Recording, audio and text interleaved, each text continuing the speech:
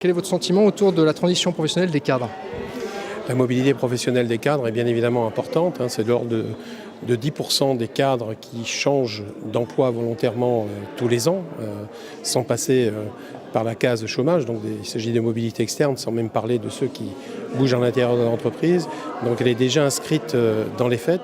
Et c'est un point important, et notamment donc, à l'APEC, dans le cadre de l'accord interprofessionnel qui a été signé il y a 3 ans, nous avons pris l'orientation de suivre ces cadres dans leur parcours professionnel. Donc c'est un point extrêmement important, et plus de 50% aujourd'hui de notre activité, ce sont des cadres en transition, en évolution professionnelle.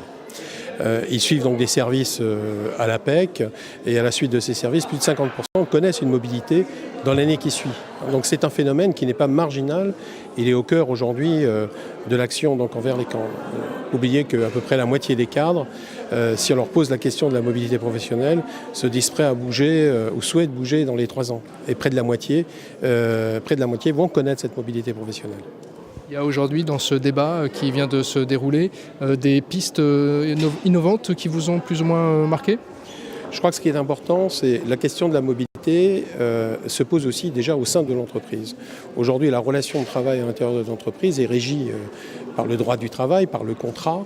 Or, un grand nombre effectivement de cadres, notamment, quelque part, sont en instance de mobilité, où se posent en tout cas un certain nombre de questions. Mobilité pour changer d'emploi, mobilité pour anticiper éventuellement des difficultés économiques, mobilité tout simplement pour évoluer professionnellement.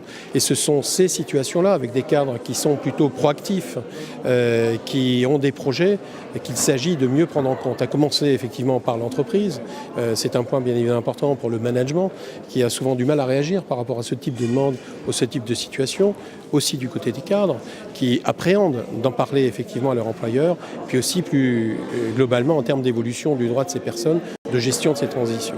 C'est la raison pour laquelle je pense que l'idée de rendre plus lisible, plus facile, plus abordable l'ensemble de ces droits qui existent déjà en partie, mais de les rendre plus cohérents est un point important. Donc cette idée de compte social universel, si je puis dire, ou en tout cas avec un ensemble de droits, me paraît intéressante.